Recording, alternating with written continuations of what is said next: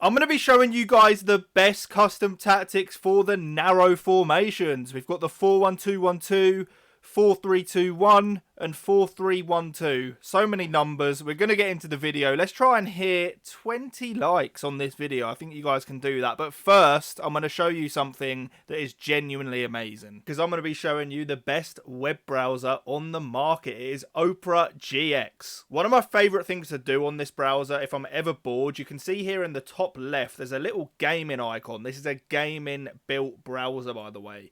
You click on that and there's literally, it will just filter tons of different games that are releasing and that you can just try out. So you're never going to be bored if you're just sat on your PC. Something else I enjoy is the customization of the browser. So you can see here in the top right, you can click on here and literally just like change the theme of your browser. It's something small, but a lot of people are into this stuff. I like having a dark theme, so this is the one I go with. And you can also download Opera GX on your mobile. It will sync everything together. Make sure to download using the link in the description. You will not regret it, and enjoy the video. Right, so we're going to get into these custom tactics, and we'll start off with the 4-3-1-2. Just to clarify, I think the best out of all of these is the 4-3-2-1, but I thought if I'm doing a narrow formation tactics video, I may as well include them all. I would say that the 4-3-1-2, probably the least popular out of them, I would say.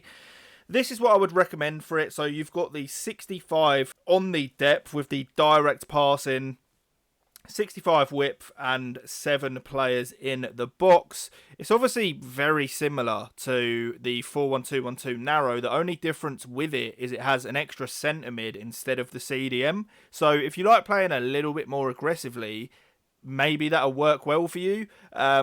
It's not a bad formation, you know, for sure. I've got getting behind on both the strikers, stay forward on the cam. You are going to get a little bit exposed in the wide areas in this formation, but if you enjoy attacking through the middle, this one is absolutely crazy. I've gone with a cover centre on the middle centre mid and then cover wing on the outside. You need some support because the fullbacks are also going to be getting involved in the attack. So if you don't have these centre mids on cover wing, you're going to get exposed in them wide areas time and time again.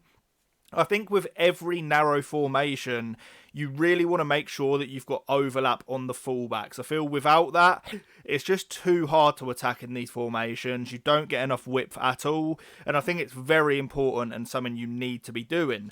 We will then move on to the 4-1-2-1-2 narrow. I like to play this one a little bit more aggressively. You've obviously got that CDM for more defensive support compared to the last formation, so you can play a bit of a higher line and get a bit more aggressive. You can see the tactics here. That 65 depth and the 7 players in box is something that I do tend to stick with a lot. That is how the formation obviously lines up. You've got that extra, or I say extra, you've got a CDM instead of the extra centre mid.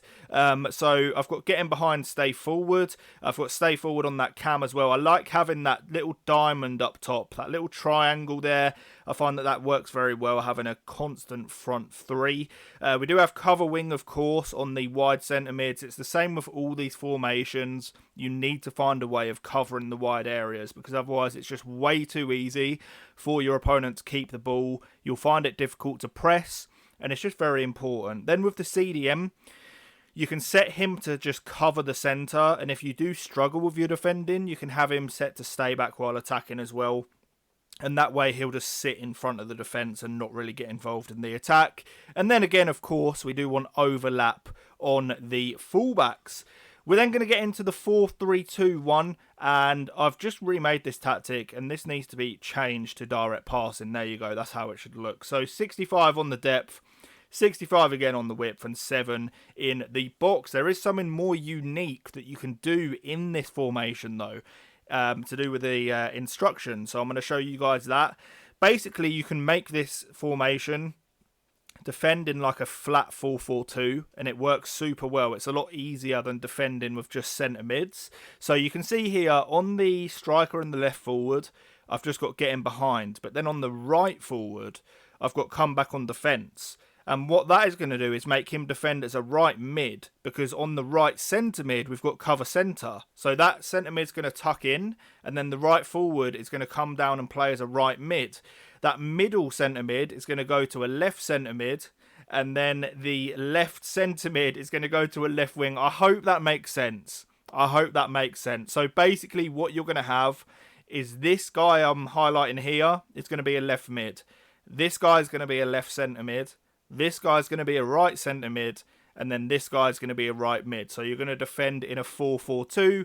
And then, of course, we do have overlap again on the fullbacks, which is super important for any narrow formation. But guys, let me know which one of these you're planning to use. What is your favourite narrow formation? Don't forget to subscribe if you're new. We have the best custom tactics on YouTube for sure. I'll catch you on the next one, and peace.